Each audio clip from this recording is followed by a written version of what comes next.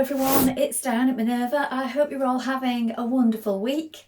And today I'm going to share a make with you for a sew along for the Alder Shirtdress by Grainline Studio.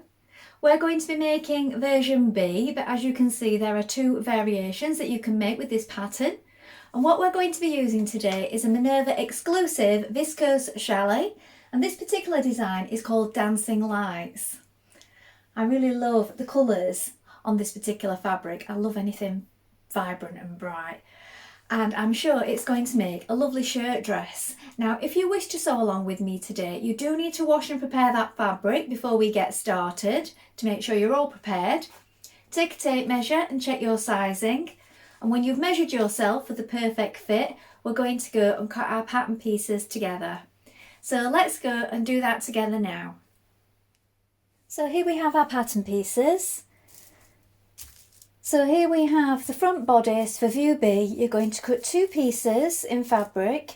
Make a note of your pocket markings, the front button band placement and the darts. Here we have the skirt.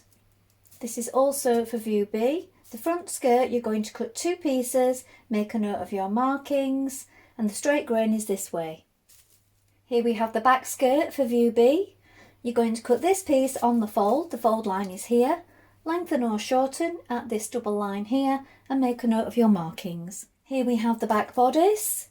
You're going to cut one on the fold is here, and here we have the yoke. You're going to cut two on the fold and the fold line is here, note your markings. Here we have the under collar. You're going to cut two pieces, the grain line is this way. Make a note of your markings. Here we have the upper collar. You're going to cut one in fabric and one in interfacing on the fold is here. And the collar stand, cut two in fabric and one in interfacing on the fold line here. Here we have the pocket. You're going to cut two pieces. Note these markings. This is a straight grain. Here we have our button band. You're going to cut one in fabric. Make a note of the markings and the buttonhole placement. Here we have the armhole bindings. You're going to cut two, and the grain is going this way, so make sure you cut it on the bias.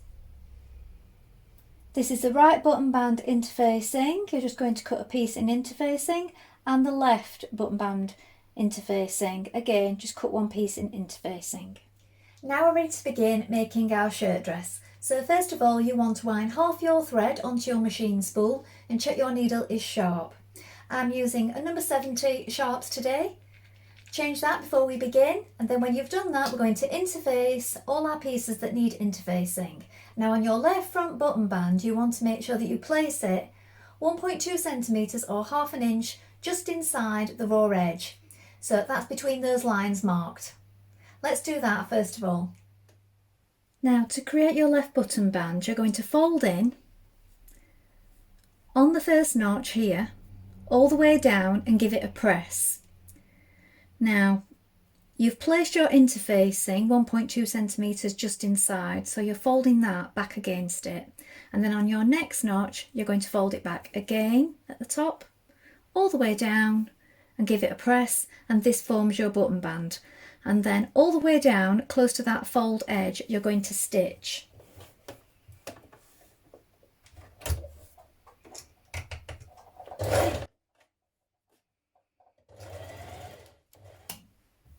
Now pin the right button band down the right front like this, and now we're going to stitch it in place with a 1.2 centimetre seam allowance.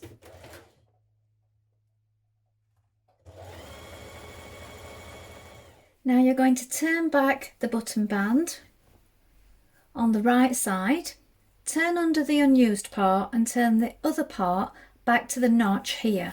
So on the right side, look, you have got your seam here where you joined it to the front of the dress, and then this is the folded back part, and as you can see this creates the button band down the front.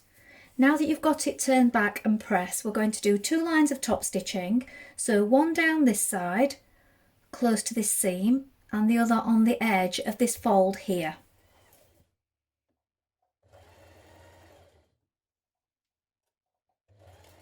Now to sew your darts, you're going to bring your notches together at the side.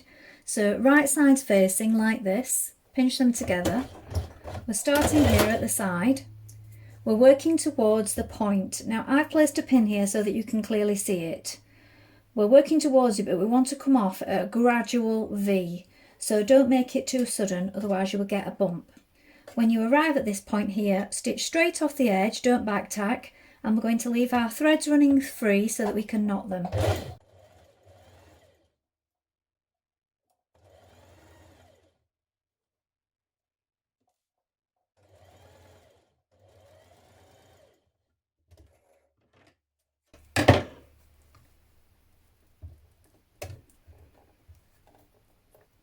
Push that knot down towards the dart. Repeat on the other side and press your darts downwards.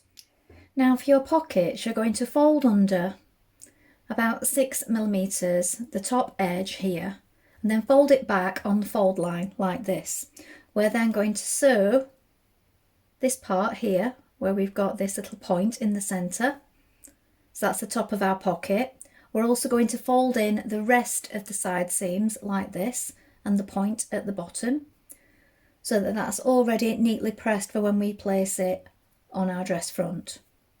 So stitch this part first of all on both pockets and do your pressing before we position them on the dress.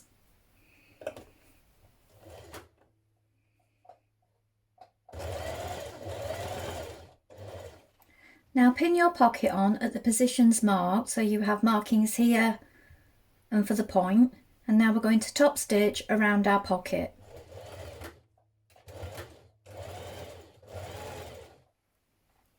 Now pin and sew on one of your back bodice pieces to your yoke like this. So this is the upper back bodice. Here is your yoke. You have two of these. Make sure you've marked the central line here. So I've put a little marking with a snip. We're going to stitch it in position with a 1.2cm seam allowance. We have right sides facing. When we have one on, we're going to stitch the other one over the top, and that will be the inside piece.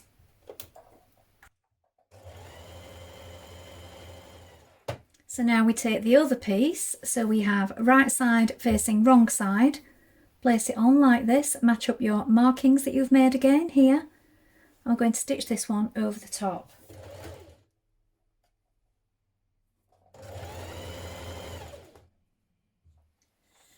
Now pin your shoulder of your yoke to your front pieces of your dress. Now you want to make sure that you're only pinning it to the outer yoke at this point, because on the inner yoke we're going to turn in the seam allowance and press it at the top here, and that's going to conceal this top seam here and our raw edges. So just pin it to the outer one for now, and we're going to stitch that in place first of all.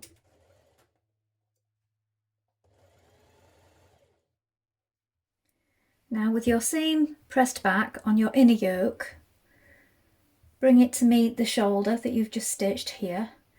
Now you can pin it in place.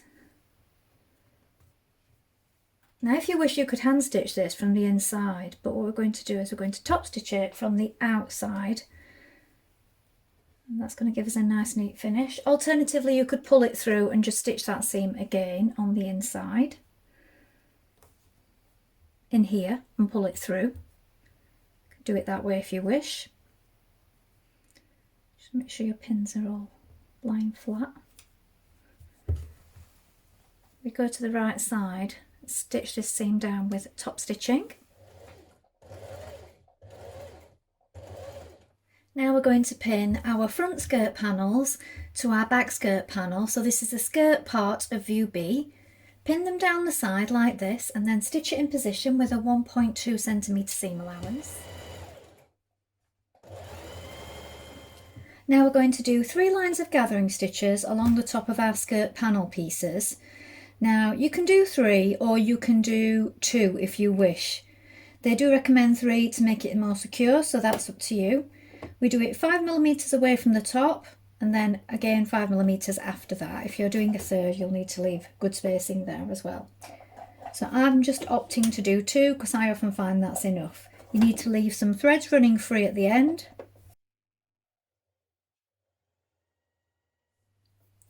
Now sew your front dress to your back dress panel at the top.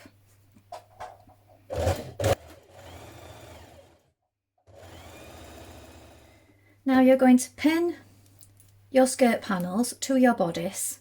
You need to make sure that when you pull on the gathers, you don't go past this front centre part here. So 1.2 centimetres away from this line where it goes down, because here in this corner we're going to pivot. And if you get gathers right into the corner, you won't be able to pivot and stitch down the front of your skirt. So make sure they stop just there. Make sure you line up your side seams here, and also mark yourself a centre point on the back bodice and on the skirt so that you know that you've got that even before you pull on those gathers. When you've pinned it all in place, we're going to stitch that in position.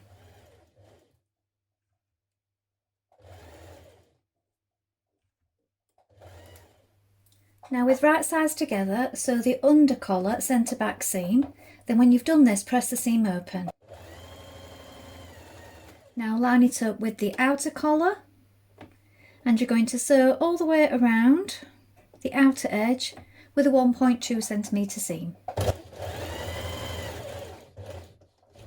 Trim, clip your corners and turn to the right side. Now top stitch the outer edge of the collar and baste the opening closed. Now baste the interfaced collar stand to the under collar along the collar edge. Now pin the uninterfaced collar stand on top so that your collar is sandwiched in between like this, and we're now going to sew through all 3 layers like this. So with a 1.2 centimetre seam allowance around this edge, all along the straight edge and down the curve at the other side.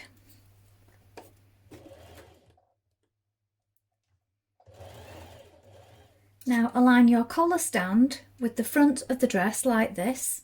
Make sure that you match up the centre back here, the shoulder points, and make sure that this seam here is in line with the front, so that when you stitch it, that fold there will line up with that seam that you've created in your collar stand. When you're sure that you have it all even and in place, we're going to stitch that in position. Now pin the inside of your collar stand to your dress, so you're enclosing this seam. I've pressed mine up first of all because I find that helps, and I've pinned it on the inside, and now I'm going to stitch through all layers along here. Now you can hand stitch it, slip stitching it in if you wish from the inside. Today I'm going to machine mine.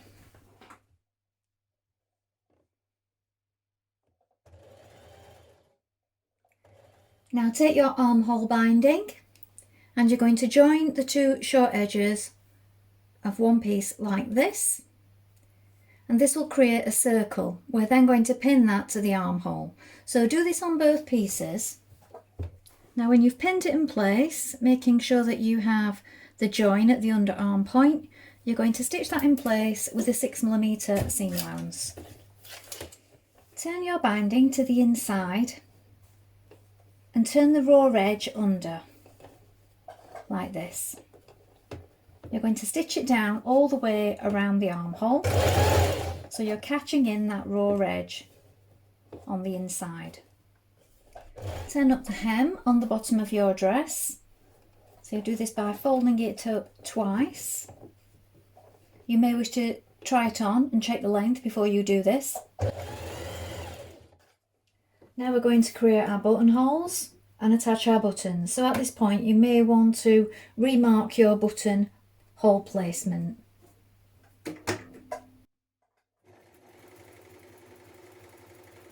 So here is the finished dress.